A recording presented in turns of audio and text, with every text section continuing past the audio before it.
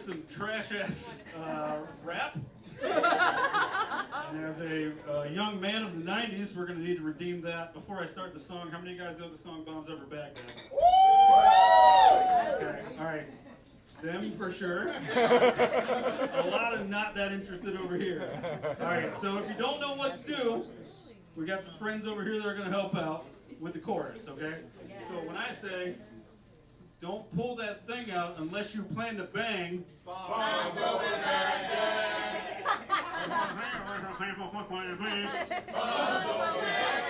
Okay, because that song is really fast and I need a fucking second to breathe. You guys gotta fucking lock in. Are you with me? Yeah! Let's fucking do this shit. Make that loud as shit. 1, 2, 3. Yeah.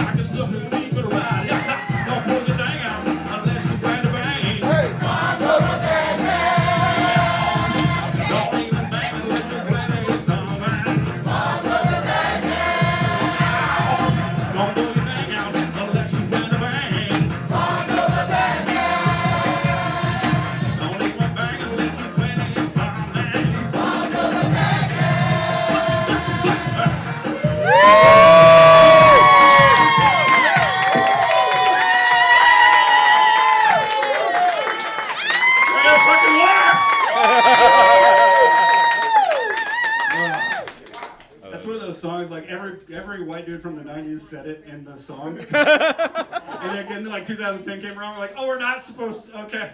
Yeah, no, me never too, though.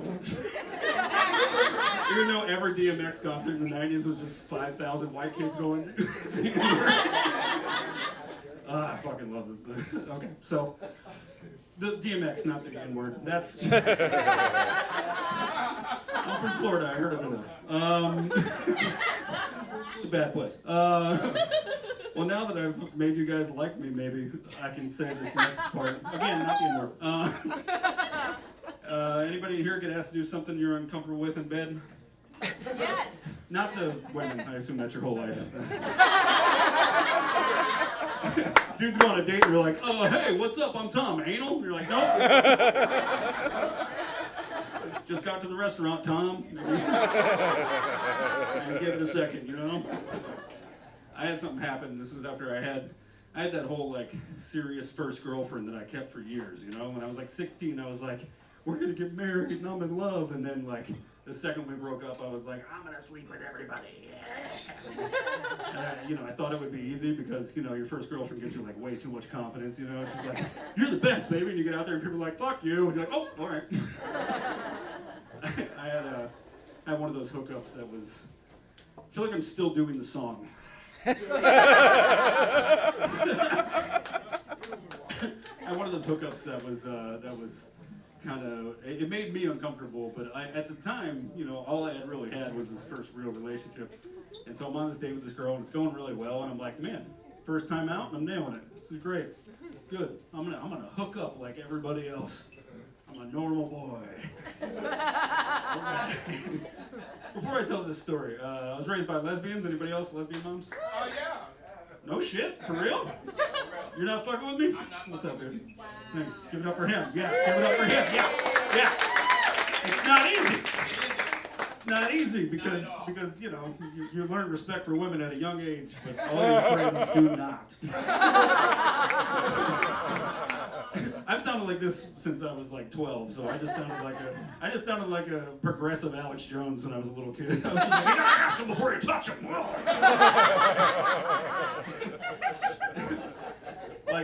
There's no such thing as too much respect for women, but I did have a thing where there was like, I didn't know how to do certain things. Did you have that problem at all? Where you were like, all the time. yeah, like the first girl I ever kissed, I was like, I'm so sorry. I don't know what happened.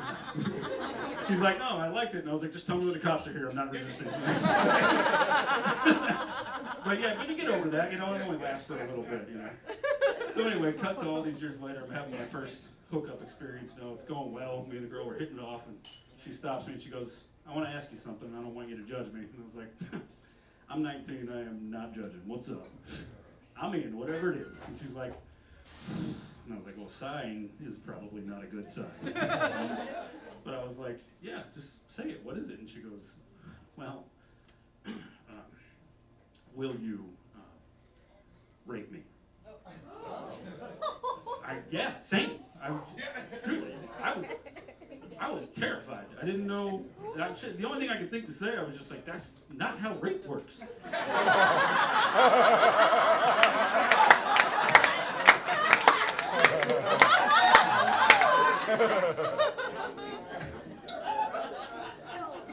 She was like, no, it was like a role play thing. And I was like, what? I was thought role play was like, a Girl Scout and a UPS driver. Why are you dating so You can just both work at UPS, you fucking weirdos. Right.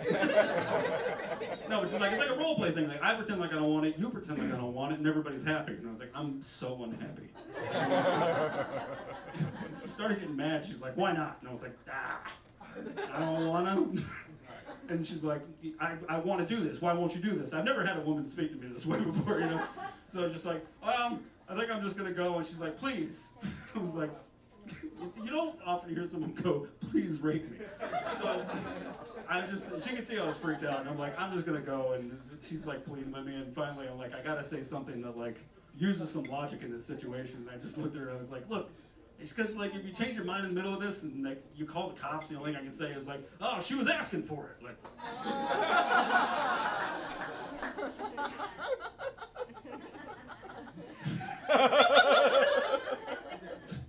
it's important how you tell jokes. If you do it the wrong way, people fucking hate you. Like, people really don't like you. Like, meet you in the parking lot, don't like you. Anyway, here's an embarrassing story. First, no, that wasn't the whole thing. She's like, there's more? Get this man a therapist. I already did. Oh yeah, if you ever hear anybody go, this is my therapy. No, it's fucking not. Therapy's therapy, this is therapeutic, it's different. Okay. It's not a bit, it's a PSA. Anyway, whatever. So I thought of that joke because, you try to take the weird things that happen to you and try to make it funny to strangers, But it's important how you do that, because the first time I told that joke, I walked out on stage and I went, hey, who's into simulated rape? And they did not hear the simulated part. I don't know if I mumbled, I don't know what happened, but I could just hear I could hear when you're bombing, you can tell, you can hear like the room kind of rattle. You can hear like murmuring, but then the murmuring turned into, I hear people going, rapist. And I was like, what? Next thing I know, there's people yelling there, go, rapist! he's a fucking rapist. And I was like, no, I was raised by lesbians. And they're like, lesbian rapist. So, I don't know if you get, now I'm pleading with him. I'm like, I'm the fucking good guy. I'm allowed to say no to fake rape. I don't know if you guys have ever been misunderstood, but it makes you crazy, you know? And I'll tell you what doesn't change the other person's mind, screaming, fuck you!